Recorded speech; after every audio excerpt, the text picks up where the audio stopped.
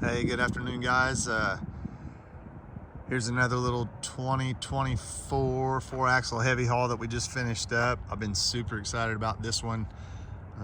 Handful of reasons. I think the baby blue color is just super cool. And I'm very particular to heavies. So there's a lot of things about this truck that I like. I built a lot of 4-axle heavy hauls, but this one is just a little bit heavier. It's got a 2-speed auxiliary transmission and 52,000 pound rears. The majority of the 4-axles that I build have stationary tandems on the lift axle, and this one actually has a steerable. So just a little bit different. But my guys in my rig up shop absolutely crushed it on this one. The guys at Bruner's, just right up the road, they always provide us with just a really great piece in the toolboxes and deck plates and stuff that we use from them. Completely fabricated rear T-bar with the step plates. A lot of the blue and white two-tone going on, but can't quite get in there. Disc brakes all the way around.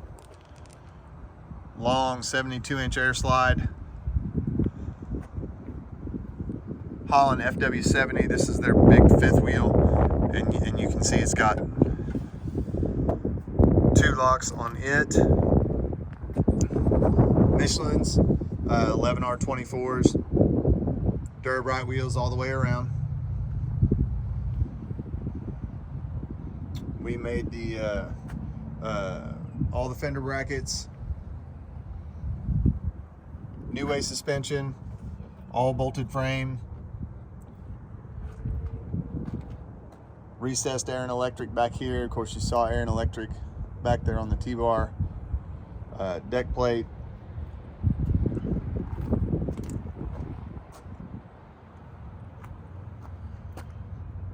Polish cover on the def tank.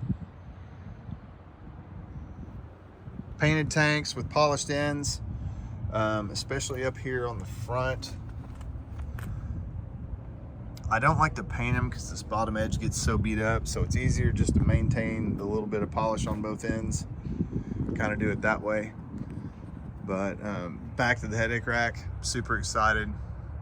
Matched the stripes up, of course painted the whole thing, pulled the doors off. See the big work light up there.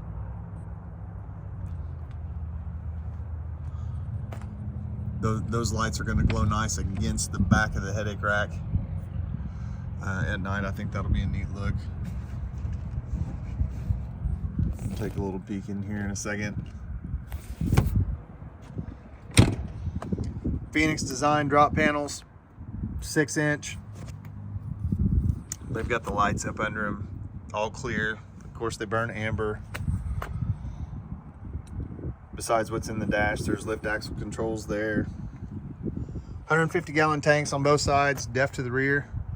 Wheelbase is a 315. Of course, polished boxes, 4 batteries, big battery disconnect.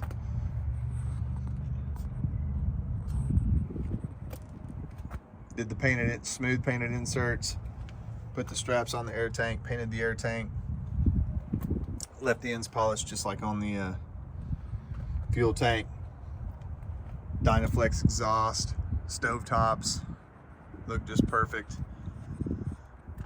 Painted window chops behind the RLK visor.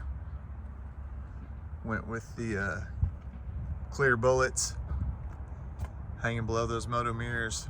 Those are the 109-inch wide brackets.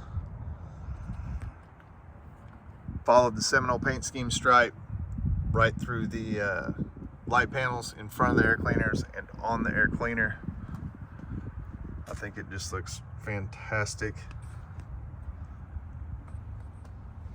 Painted the lip on the front fender.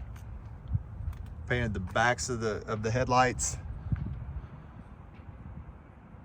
Peterbilt script logo. Took the red ovals off, put that on there. I think they turned out fantastic. 20-inch blind mount bumper. Of course, LED lights on the corner.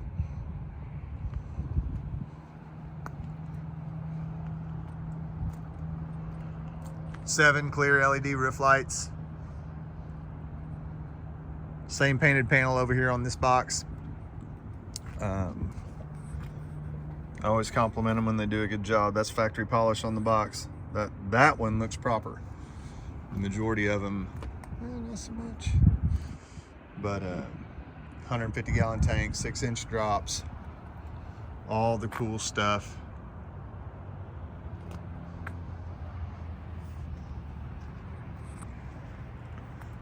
$20,000-pound front axle, 20,000-pound lift axle. I've talked about this before. See, the edge of the tire is just perfect, absolutely perfect with the edge of the fender. That all has to do with what offset we get the wheel, which axle we get. I can't stress how much goes into that for it to be proper, but we've been fortunate enough to do it that it all works really well.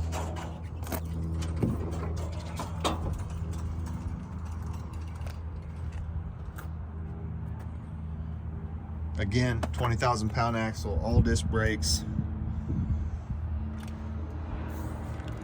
Big in the bad, 605 2050 Cummins X15. It's got the double capacity air compressor, the 37.4 CFM, all Arctic wrapped lines, insulation package in the cabin sleeper. If we need any more lights up front, still pre-wired to the dash, just plug and play. Davco fuel filter, the only way to go. If you watched my 589 video, you know this is going away because a lot of those points for the cross shaft and clutch linkages are going away because it's going to a self-adjusting clutch. And if you ask me, hey Steve, how does it magically lube itself? I don't really know, buddy. I'm kind of curious about that myself. But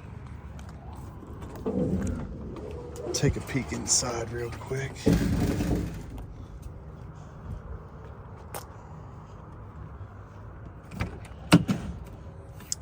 Platinum interior. Made the call to paint the interior white, and I'm oddly excited about it. I think the white's just super clean, super neat. I just like it. I think it looks great. Did the door panels, anything that was wood grain, we painted white. Atlas leather seats, all the gauges, all the switches, satellite radio, chrome stick. Just, this truck could not be any nicer. But just wanted to take a minute, show it to you. Very proud of this one. Again, my guys did a fantastic job. We'll get this one delivered in a couple days and get ready for the next one. So if you've got any questions about what little bit is left of this year, and especially 589s moving forward, if you haven't seen that video, check it out. It's only been on YouTube for a couple days and it's like at 30 or 40,000 views. So apparently it's fairly popular. I hope it's informative. I'm going to do a follow-up video next week just to touch on some things that I missed on it. But if I can help you, 918-808-5638. My name's Steve Carboni.